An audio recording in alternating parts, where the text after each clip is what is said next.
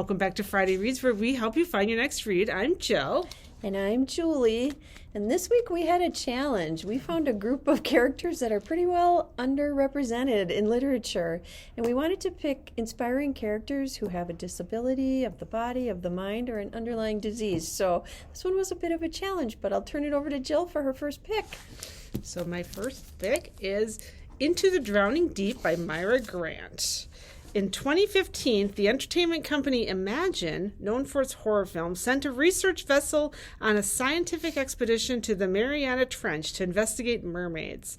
The ship disappeared and left behind gruesome footage that depicts mermaids that aren't quite how Disney imagined them. 7 years later, Imagine sends out another ship called the Melusine to uncover what happened that day. A new crew has been assembled, but this time they're not out to entertain. Some seek to validate their life's work, some seek the greatest hunt of all, some seek the truth, but for the ambitious young scientist Victoria Stewart, this is a voyage to uncover the fate of the sisters she lost. In addition to lots of LGBTQTA representation, the crew of the Melusine have many disabilities. One member is autistic, 2 twins are deaf, and another has nerve damage. This thrilling and inclusive horror is nail-biting and imaginative read, and author Shannon McQuire, who writes under Myra Grant, is also disabled. So this is a shout-out for disabled authors to also write books. My first pick came up on the list for both of us, and this is Get a Life, Chloe Brown by Talia Hibbert. This was published in 2019. Chloe Brown is a chronically ill computer geek with a goal, a plan, and a list. She suffers from fibromyalgia. And almost but not quite dying, she's come up with 6 directives to help her get a life. And she's already completed the first, finally moving out of her glamorous family's mansion. That doesn't sound like a bad place to live. The next items on her list: enjoy a drunken night out, ride a motorcycle, go camping, have meaningless but thoroughly enjoyable sex, travel the world with nothing but hand luggage, and do something bad. But it's not easy being bad, even when you've written step-by-step guidelines on how to do it correctly. What Chloe needs is a teacher, and she knows just the man for the job. Redford Red Morgan is a handyman with tattoos, a motorcycle, and more sex appeal than 10,000 Hollywood heartthrobs put together.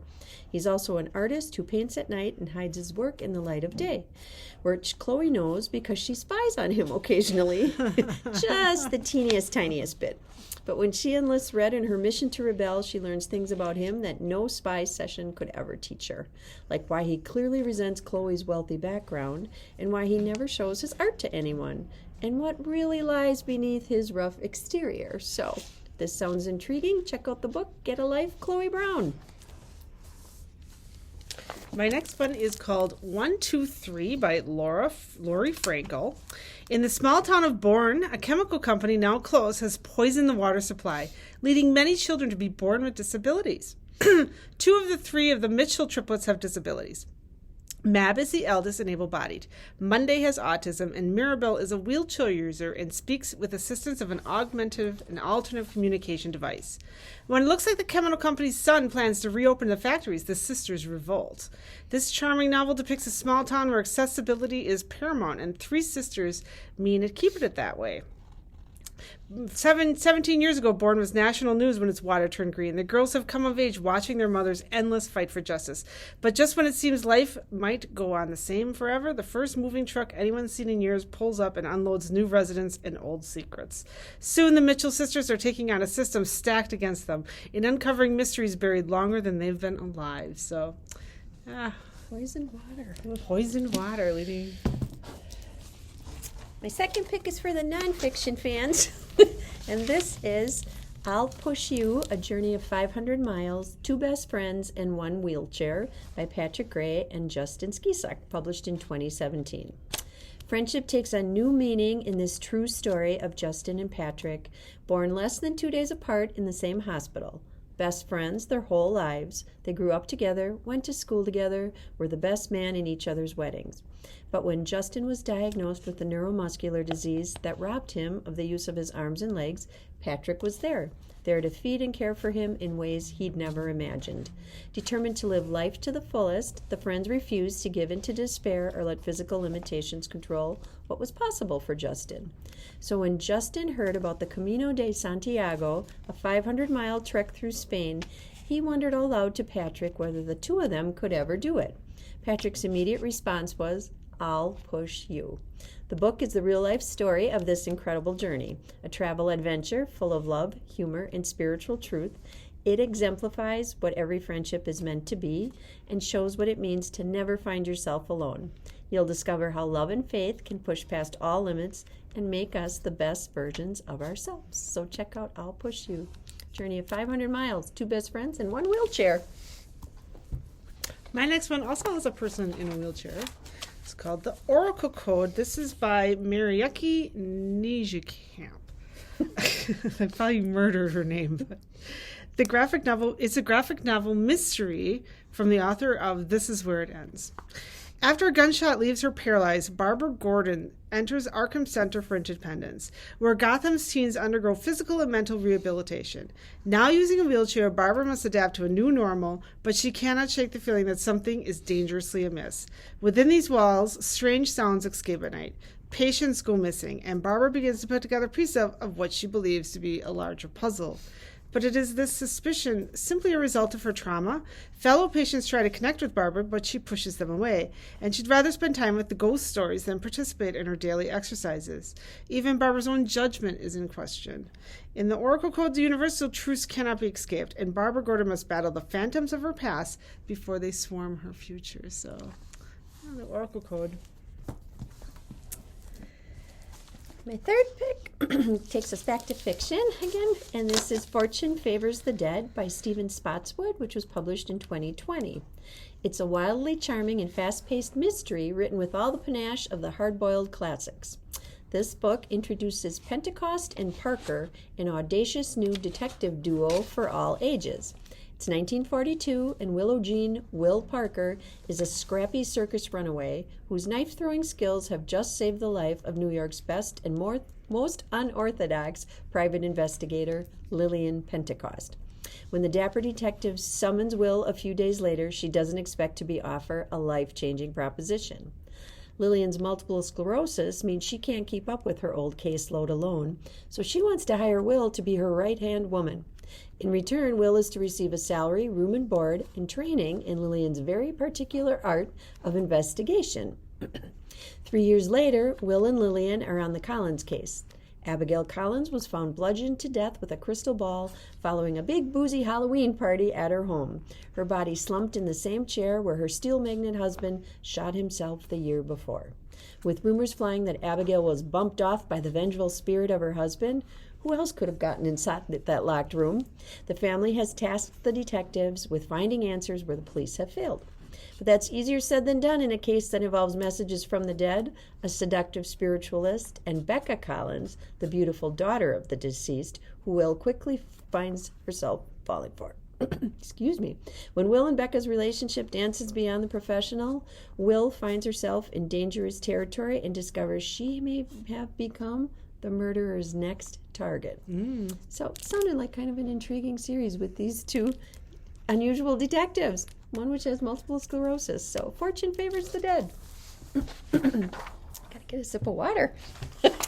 My next one is a nonfiction. This is called Strangers Assume My Girlfriend is My Nurse by Shane Burkaw. You can see his little picture in there. This was published in 2019. With his signature acrid wit and hilarious voice, 20-something author, blogger, and entrepreneur Shane Burkaw is back with an essay collection about living a full life in a body that many people perceive as a tragedy. From anecdotes about his first introductions where people patted him on the head instead of shaking his hand, to stories of passers-by mistaking his able-bodied girlfriend for a nurse, Shane tackles awkward situations and assumptions with humor and grace. On the surface, these essays are about day-to-day life as a wheelchair user with a degenerative disease, but they're actually about family, love, and coming of age. So a little bit of a story from somebody in the depths of this thing. It's got a cute title. Yeah. I assume she's his nurse. Fourth pick is True Biz by Sarah Novick, and that was just published earlier this year. It's a transporting novel that follows a year of seismic, romantic, political, and familial shifts for a teacher and her students at a boarding school for the deaf, from the acclaimed author of Girl at War. True Biz is defined as an adjective in American Sign Language as really, seriously, definitely, real talk. You can see the sign language on the cover. The students at the River Valley School for the Deaf just want to hook up, pass their history final, and have doctors, politicians, and their parents stop telling them what to do with their bodies.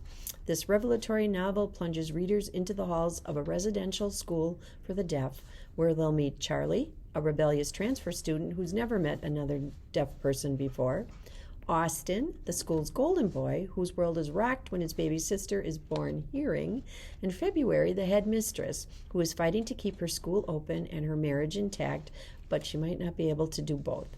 As a series of crises, both personal and political, threaten to unravel each of them, Charlie, Austin, and February find their lives inextricable from one another and changed forever. This is a story of sign language and lip reading, cochlear implants and civil rights, isolation and injustice, first love and loss, and above all, great persistence, daring, and joy. Absorbing and assured, idiosyncratic and relatable, this is an unforgettable journey into the deaf community and a universal celebration of human connection. It's got the sticker on it. That's one of Reese Witherspoon's book club picks. So if this sounds interesting to you, check out True Biz. My last one is called A Room Called Earth by Madeline Ryan. This is a novel that takes place over the course of a single evening and gives an intimate look inside the mind of the autistic main character. As a full moon rises over Melbourne, Australia, a young woman gets ready for a party, and what appears to be an ordinary night out is, through the prism of her singular perspective, extraordinary. As the evening unfolds, each encounter she has reveals the vast discrepancies between what she is thinking and feeling and what she is able to say. And there's so much she'd like to say. So when she meets a man and a genuine connection occurs, it's nothing short of a miracle. However, it isn't until she invites him home that we come to appreciate the humanity beneath the labels we cling to, and we can grasp the pleasure of what it means to be alive. So the author of this, author Madeline Ryan, she's also autistic. So I think it gives a good perspective of what it's like to be inside of a mind that's autistic at this party when she meets the guy she likes. So, yeah. My last pick is from somebody familiar to all of us, I'm thinking. Christopher Reeve. He wrote the book Still Me, which was published back in 1998. So when the first Superman movie came out, he was frequently asked, "What is a hero?" He remembers the glib response he gave so many times. It was that a hero is someone who commits a courageous action without considering the consequences. A soldier who crawls out of a foxhole to drag an injured buddy to safety. And he also meant individuals who are slightly larger than life.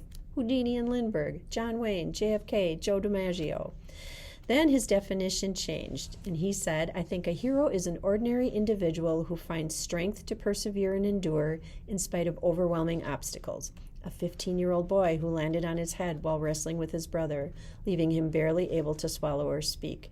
Travis Roy, paralyzed in the first 30 seconds of a hockey game in his freshman year at college. These are the real heroes, and so are the families and friends who stood by them." The whole world held its breath when Christopher Reeve struggled for life on Memorial Day 1995. On the third jump of a riding competition, he was thrown headfirst from his horse in an accident that broke his neck and left him unable to move or breathe. In the years after, he not only survived, but fought for himself, for his family, and for the hundreds of thousands of people with spinal cord injuries in the United States and around the world. And he wrote Still Me, the heartbreaking, funny, courageous, and hopeful story of his life.